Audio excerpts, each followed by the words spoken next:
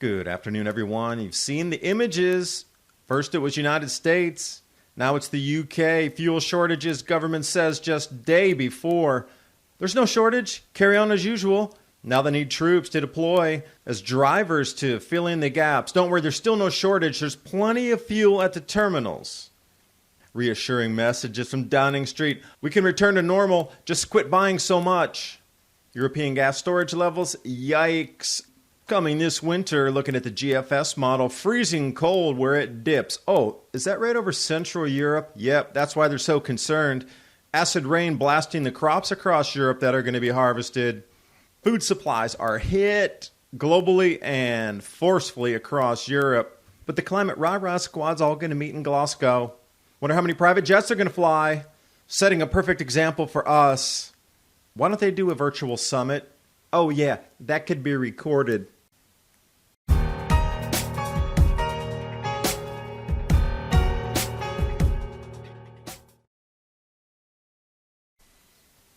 Weight loss is scientifically proven to be most difficult once we reach middle age. This is because after age 20, our body's metabolism slows down 4% every decade. We experience a 10% drop in our metabolism by the time we're 50. That's the reason why age is so strongly correlated with weight gain. That's why I recommend Adapt with Keto. Thousands of Americans report losing weight, slimmer stomachs, toned muscles, and reduced cravings within days of taking this product. It works in a similar fashion to how the popular keto diet works, which melts fat, tones your muscles, and reduces cravings. Opening another bag, that's why I recommend Adapt with Keto.com. Try it today for 51% off by going to adaptwithketo.com. That's adaptwithketo.com. Or you can click on the link in the description box below. And now on with the video. And the Winter of Discontent, as it's already being called before winter really sets in. It's more like the autumn leading into winter discontent. Lines everywhere across the UK. Now the official, quote-unquote, numbers of completely dry petrol stations is 37%.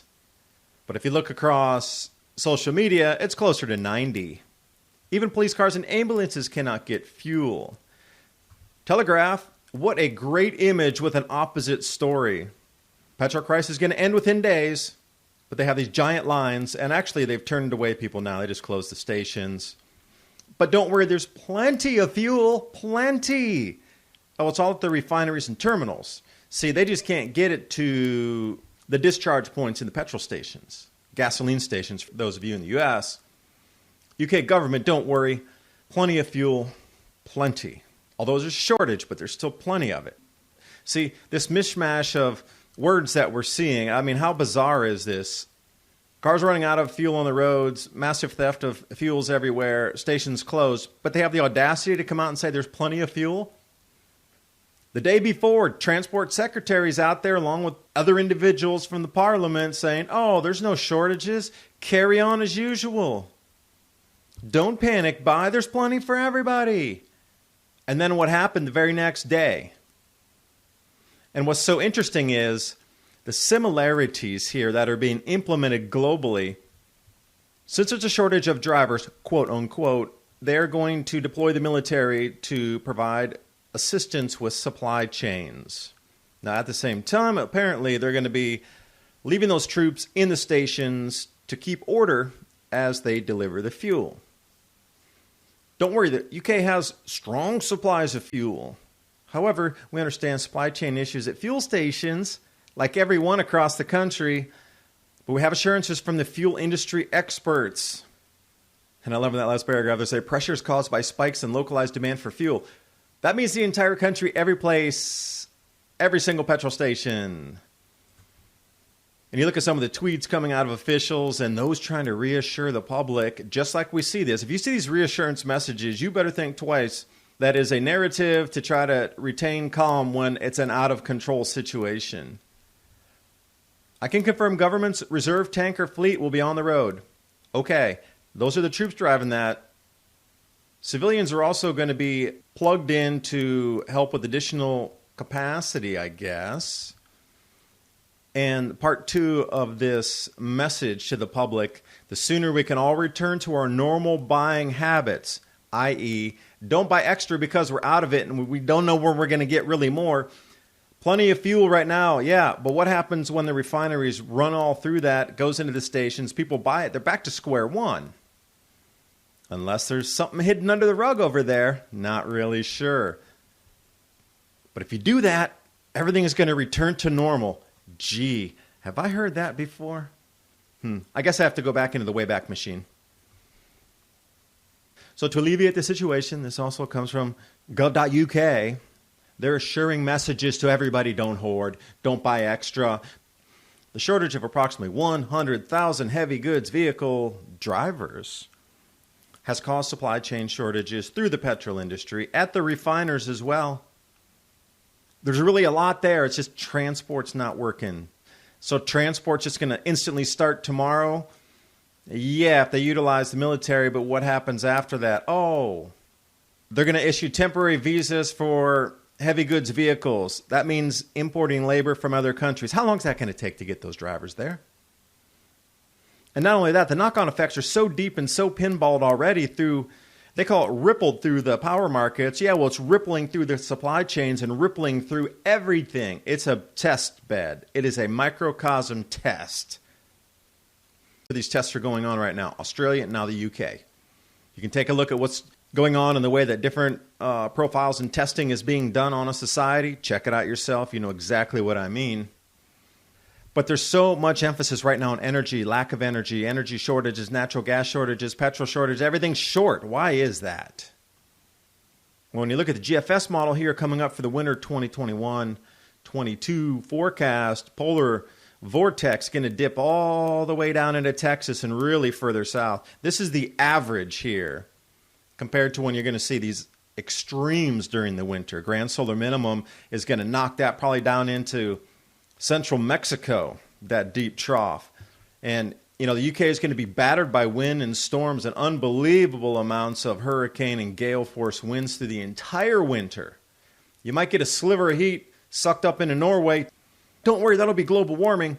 But on the backside of that, you are going to see some of the coldest temperatures in 200 years rip through Central Europe.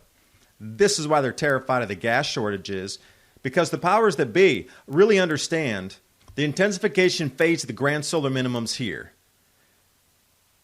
They need the gas. They need it badly. There are shortages everywhere on natural gas at the moment. Why is everybody so concerned about blistering cold winters where people are going to freeze in their homes when we're supposed to be blasting off into unbelievable heated temperatures? I mean, Glasgow, COP26, they're going to fix everything. Just give them some money. And you have to wonder how much of this is about a climate lockdown. If you're going to really cut the carbon footprints, why not do it with a virtual summit? Why do all these supposed leaders of a climate movement need to get on their private jets and go to the same place? Oh, they can record those, is the problem. There can be no backroom conversations on a virtual summit. Battle climate change, fly your private jet. Over to world oil, European gas prices rally. Oops, UK didn't understand the grand solar minimum shutdown and wind flow. During the winter, the velocity is going to be so extreme that they're going to have to turn these off as well. So the wind output at almost nothing. So they're firing back up the gas power plants. But in the winter, they're going to have to shut these off. The blades are going to be moving too fast, and the friction, vibration, cavitation is going to be way off the charts. They're going to shut these down also. That's why everybody's panicked.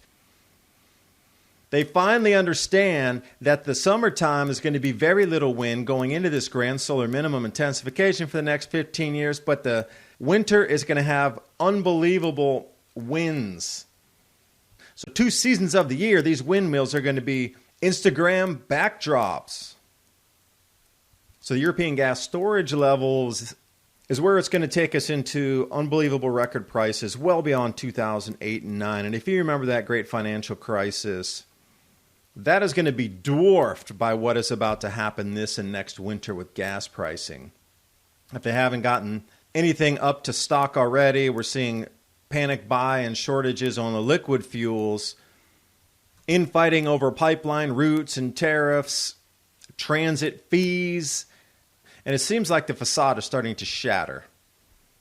And here's another thing. The UK energy firms are already accused of price gouging, and this is going to reel through the economy here as well. They're on a fixed rate system, some people, but so many others are on the variable rate. Think about a variable rate mortgage. Right now you're locked in at 3.2%. When the hyperinflation sets in, that's going to run to 18, 20, 30%. The same exact thing's going to happen with these energy bills. And look at the price caps on this. £1,277. Really? That was October 2021. They're already expecting massive price increases. And then you're looking at fertilizers, natural gas shortages, whatever, CO2 shortages. It is hitting Europe, and the focus is on the UK, of course. But if you're looking at Western EU export prices for ammonia, which is a constituent of fertilizer, things to grow your food, it's right into the agricultural crisis of 2012, but it's going to definitely be eclipsing here the highest prices ever in the great financial crisis. And speaking of food, La Palma eruption sending acid rain over the crops of Europe, right now coming into harvest season. Now, each time there's a major eruption coming off of La Palma, it's going to continue with the same wind flow here, so you can do the analysis yourself once you already see the pattern. Massive eruption La Palma, acid rain over Europe during the last of the maturation and into the harvest season. Now, with that being said, the harvest season is in swing in some places, beginning in others. Staying in the UK, looking for field operatives, field workers, to harvest our broccoli, £30 per hour. So I'm sitting here saying, wait a second. Fuel prices coming out record high, labor prices record high, all the inputs into growing food record high. What do you think is going to happen with your food price? Are you learning how to grow your own foods yet? That should be a main priority for everyone.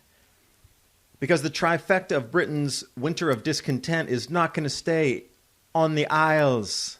It is going to spill over to the entire planet, and it already has. This is just a microcosm of what's happening, what's amplifying, and what you can expect coming to a country near you within 3 to 4 months.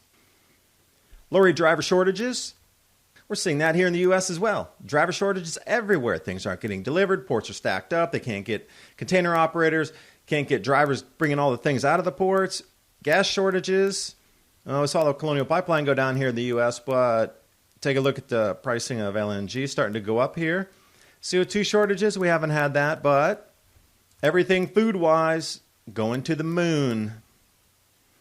And I knew there was a lot of products that they use CO2, but they also use nitrogen in a lot of packing to stop the ripening process. But if you look strictly at CO2, all the meats, well, you know, so many meat packers are 1/3 staff or completely closed. So you start to get this Rubik's Cube of things going terribly wrong on the planet, and you just have to wonder, is it naturally occurring, or has it been planned in this great reset?